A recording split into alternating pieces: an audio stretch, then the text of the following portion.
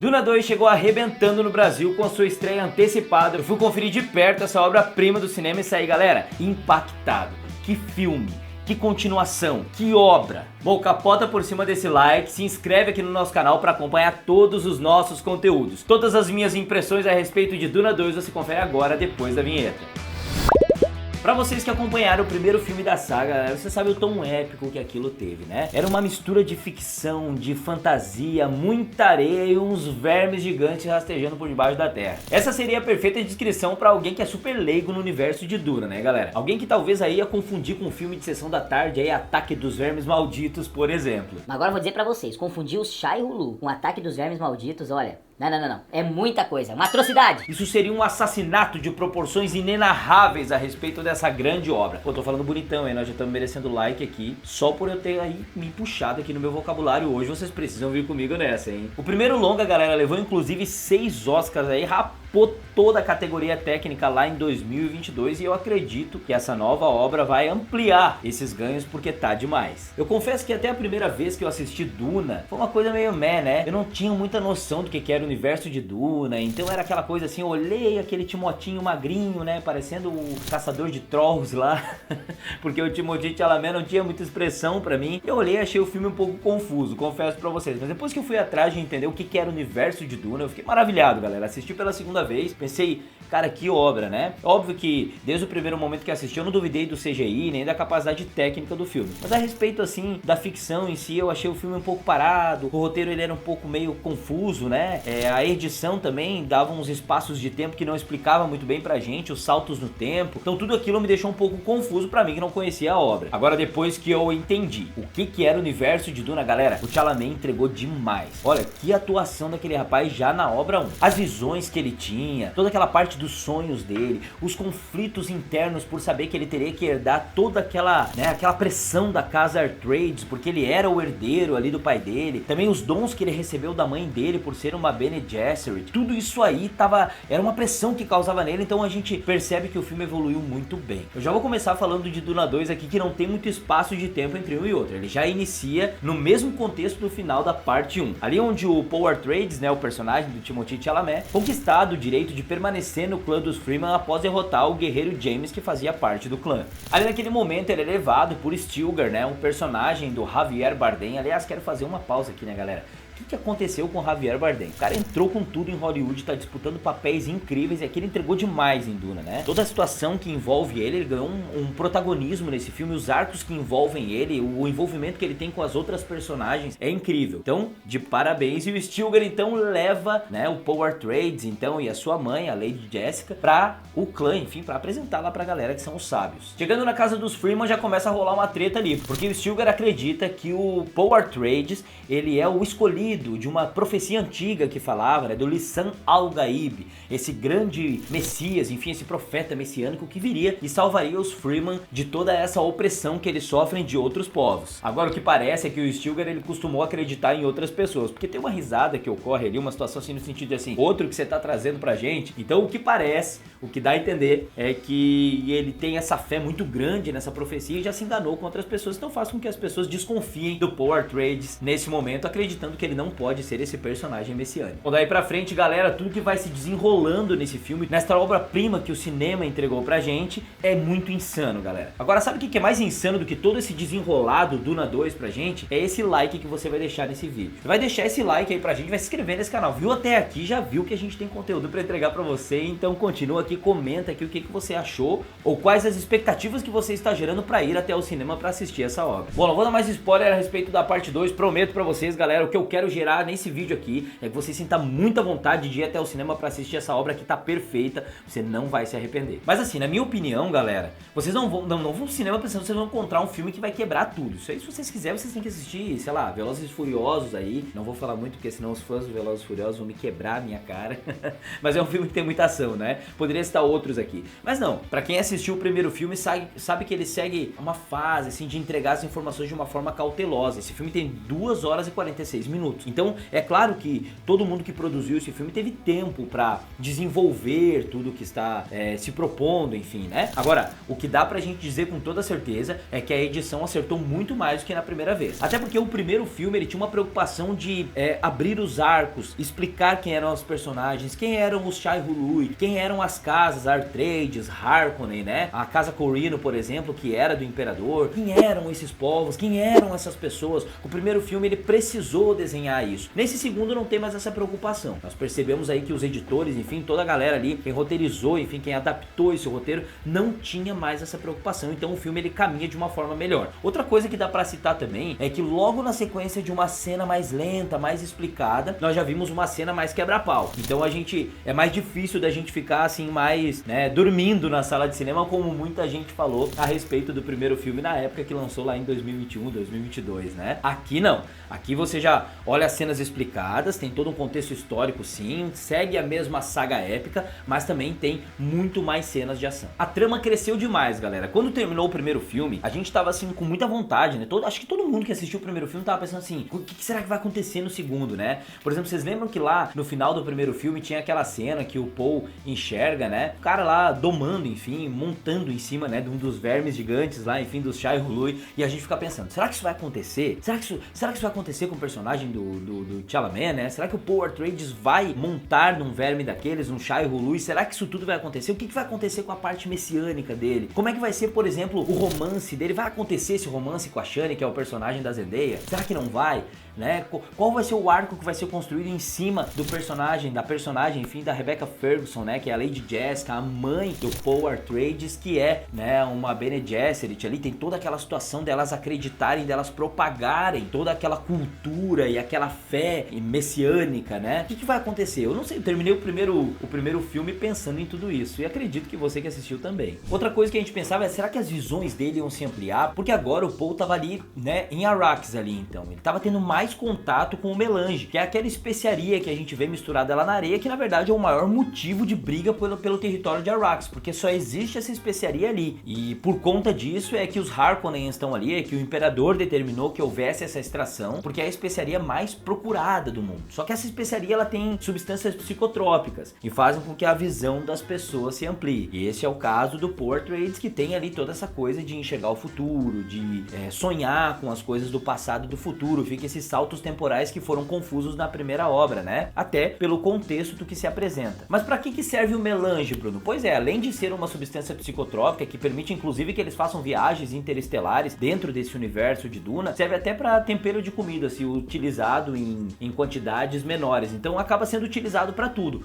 Por isso, é uma especiaria muito disputada e por se encontrar somente no planeta Arrakis, é que tem toda essa disputa. Então nesse caso o filme acontece assim, eles vêm, né, o Imperador determina que alguma casa venha e extraia um melange dali, essa especiaria, para poder refinar, enfim, e vender. Outros povos, outras casas, outros planetas, enfim. E os Fremen, que são os nativos ali de Arrakis, não querem que isso aconteça. Até porque o melange, ele na verdade é uma substância que solta. Quem deixa esse rastro são os Shai Hulud, que são os vermes gigantes. Então o que acontece? Onde esses vermes estão, eles deixam a substância, eles colhem, enfim. Esse é o contexto da briga pelo território de Arrakis. Enfim, a gente acaba esperando muita coisa a respeito do personagem Paul Atreides, do Timothée Chalamet, porque todo mundo gosta, né, de um personagem messiânico, aquele cara que vai vir, que vai salvar, que vai, enfim, resgatar um povo e tal. E toda essa situação existe no universo de Duna, centralizado no personagem dele. Agora, olha só, eu quero falar a respeito das adições de peso que esse elenco teve na parte 2. Mas antes de falar das adições de peso, eu quero falar sobre a atuação do Timothée Chalamet nessa parte 2. Ele continua com aquela parte de morder as mandíbulas, né, aquele olhar meio penetrante, ele tem aquele ar meio misterioso, meio pensativo. Mas, cara, eu vou dizer uma coisa pra vocês, minha opinião, tá? Eu não sei se o Timothée Chalamet vai conseguir entregar uma atuação do nível que ele entregou em Duna 2. Tá perfeito em todos os sentidos. A forma como ele vai evoluindo com a personagem, a forma como ele vai ganhando corpo, como os arcos dele vão se costurando, como ele vai determinando novos caminhos de crescimento, até o momento de ápice do filme, que esse aqui é sem spoiler, então você vai assistir. A forma como ele cresce em todos os sentidos. Ele tem cena de ação, de luta, que tá muito bem coreografada. coreografada, por sinal. É coisa de gente grande, sabe? É coisa incrível. Pode apostar e pode me cobrar. Vai ter indicação do Chalamet pra Oscar de melhor ator. Coisa que não teve lá no Duna 1, na parte 1. Vai ter na parte 2. Eu acredito que o Oscar 2025 vai contar com uma das indicações pra Timothée Chalamet e merece. Agora, além dessa atuação do Timothée, o elenco ganhou adições de peso que acompanharam, pessoal. Florence Pugh, por exemplo, tá no elenco, a gente sabe, porque a gente tá vendo aí nos red carpets, né, nas festas red carpets, aí toda a equipe sendo mostrada. Florence Pugh tá lá. Pra quem não sabe quem é Florence Pugh, ela é a nossa nova Viúva Negra do universo do MCU, né? Ela é a irmã da Natasha, no caso, pra quem assistiu o filme da Viúva Negra, ela tava lá. E ela está fazendo parte também, uma adição de peso aí nesse novo universo de Duna que está sendo construído. Ali ela interpreta Irulan, que ela é a filha do imperador da casa Corrino, enfim. Muito legal aí, pessoal. Não foi colocada à toa ali, sabe? Tudo que ela costura, a forma como ela vai se desenhando, tá sensacional o papel da Florence Pugh. Christopher Walken não precisa nem falar, né? O cara é das antigas. Falei da Ellen Mirren esses dias, interpretando Golda. Acredito que Christopher Walken, ele caminha dentro dessa era de ouro das atuações de Hollywood. O cara não precisa, não deve nada pra ninguém, né? Christopher Walken sempre trabalhou muito bem. E aqui ele interpreta o imperador da casa Corrino. Eu acredito até que eles poderiam, Denis Villeneuve, né? O diretor poderia ter utilizado um pouco mais ele, poderia ter ampliado, assim, a atuação, enfim, a extensão da personagem do Christopher Walken. Decidiu que não. Mas tá bacana, tá compondo, tá acontecendo o que tem que acontecer. Não tô nem fazendo uma crítica ruim, foi na medida certa. Mas se tivesse aí ampliado um pouquinho mais, acredito que faria muito bem pro filme. E daí a gente pode falar de Dave Bautista e Josh Brolin, né, que voltam aí nos seus papéis. Dave Bautista é o nosso eterno Drax, né, de Guardiões da Galáxia. Josh Brolin, que é o Thanos. E eles continuam aqui, né, pra quem sabe, lá na saga do filme 1. Um estava representando a casa Atreides, o outro estava representando os Harkonnen. Então eles são vilões ali, assim como o Drax e o Thanos eram opostos na saga da Marvel, né? Enfim, eles estão interpretando e entregando muito. Agora eu quero citar um outro cara aqui, do universo da Marvel, que não tem tanta expressão lá, mas que aqui foi sensacional, que é o Stellan Skarsgård. Ele é o nosso Dr. Eric Selvig lá do universo do Thor, enfim, ali dos Vingadores também, né? E aqui ele interpreta o Barão Harkonnen. É demais. Já no primeiro filme já foi sensacional tudo que ele desenhou, a forma como ele se põe como vilão, mas aqui ele entrega muito, galera. E só vocês assistindo mesmo pra perceber todo o lado sombrio dele, tudo aquilo que ele trouxe pra gente, né? Com a personagem dele ganhou aí um destaque gigantesco. Mas deixei por último pra falar da última adição de peso, que é Austin Butler. Eu não sei nem como começar a falar pra vocês o que o Austin Butler fez com esse filme, galera. Olha, que ele é um ótimo ator, a gente já sabia, né? O nosso eterno Elvis Presley aí, né? Esse menino marcou o cinema aí com a atuação dele de Elvis. Ele faz o que ele quer na cena. Quando o Austin Butler ele entra, ele é insano, ele é psicopata. A forma como foi desenhado o personagem dele, a forma como ele entra nas cenas, a forma como ele desenvolve as cenas de cunho físico e também as expressões, os olhares, tudo isso é muito sensacional. O Austin Butler, ele entregou uma interpretação sensacional, ele abrilhantou o filme. Gente, olha, não tem lado que a gente olhe dessa obra que a gente não consiga admirar. É do início ao fim, as 2 horas e 46 minutos do filme, tudo é muito bonito, tudo é muito pensado, tudo é muito organizado e tudo foi muito melhorado da primeira obra. Então, a primeira obra já foi sensacional, a parte 1 de Duna já foi incrível, já tava impecável já. Essa parte 2 conseguiu ser melhor. A gente falou sobre essas adições de peso e falou sobre essas personagens, enfim, né? Agora a gente pode falar também ali dos arcos desenhados do Paul Atreides com a Shani, também com a sua mãe, a Lady Jessica. Esses personagens, eles cresceram muito na saga.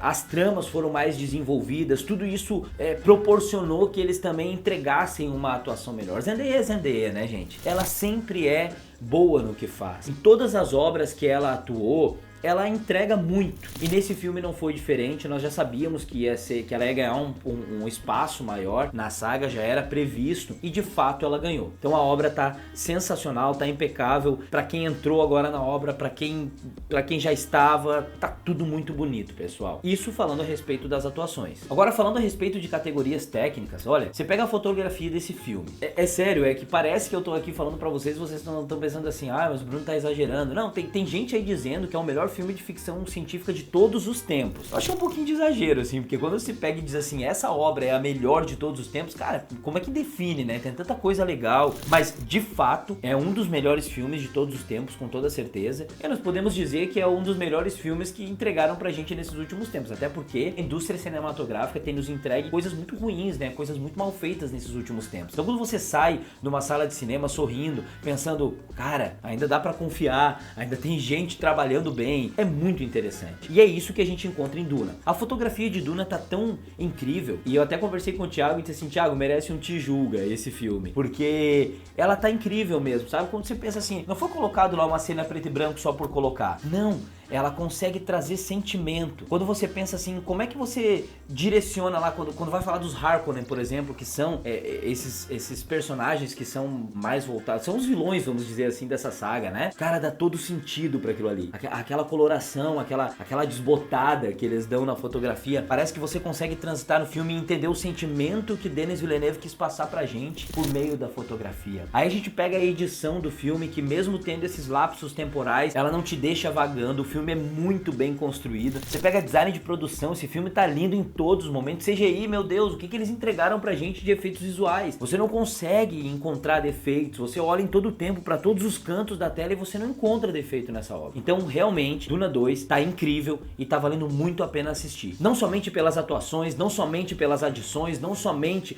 pela direção que é segura, que é firme, que nos conduz nesse universo de Duna, mas como um contexto geral. As áreas técnicas estão perfeitas, tá tudo muito bonito em Duna. Uma outra coisa que eu quero citar pra vocês a respeito de categorias técnicas é o som. Cara, o som é impecável, você escuta esse filme, e eu até digo pra vocês, corram pra salas de cinema, tentem viver essa experiência de Duna nas salas de cinema pra que você possa ter uma imersão um pouco maior. Assim como o Duna 1, eu digo pra vocês, foi feito pra cinema. Esse é um filme que precisa ser assistido nas telonas, então corre lá, não perde de assistir esse filme. Agora, a trilha sonora do Hans Zimmer repete novamente o sucesso. Já ganhou o Oscar no primeiro filme, acredito que nesse segundo não será diferente. É sensacional, sabe? Toda aquela trilha, e eles vão nos conduzindo por meio de toda essa maestria de fotografia, design de produção, CGI produzido, um roteiro adaptado que nos deu seguranças, atuações impecáveis, e a trilha vai nos conduzindo por meio de toda essa obra perfeita que foi Duna 2. Estou um pouco empolgado a assistir ele agora há pouco, eu sei, mas é porque eu preciso compartilhar isso com vocês. Quando vocês assistirem esse vídeo, eu quero que vocês corram para os cinemas, assistam e deixem aqui o comentário com a gente, comentem aqui no nosso vídeo, comentem também nas nossas redes sociais, mandem mensagens no nosso direct, interajam com a gente pra gente saber o que vocês acharam de Duna 2. Agora, galera, talvez a gente até vá trazer um material mais pra frente aí no nosso canal, falando a respeito de Duna 2 com spoilers, né? Hoje a gente falou um pouquinho de spoiler, mas que não altera tanto a trama, mas talvez a gente vá comentar esse filme todo porque ele merece, né? Então nós vamos pensar, aqui vamos conversar com a nossa equipe pra ver se a gente vai trazer isso aqui pra vocês, mas isso é o que nós tínhamos pra falar hoje pra você. O filme tá lindo, tá impecável, tá incrível, vale super a pena assistir. Duna 2 entregou pra gente uma sequência de filme que é melhor do que o primeiro, e olha que o primeiro já era bom. Tem cheiro aí da terceira parte surgindo. É muito difícil de adaptar todo o universo de Duna, né? Muitas pessoas assemelham ao universo Star Wars, tem muitas personagens, muitas sagas, muitas histórias que podem ser contadas, mas aqui pelo menos uma terceira parte eu tenho certeza que vai acontecer, até porque o filme deixou portas abertas para que a gente acredite em uma continuação. Embora ele tenha fechado alguns arcos, tenha definido algumas coisas, mas ele deixou aí expectativa de uma terceira obra. Acredito que nos próximos dias já estarão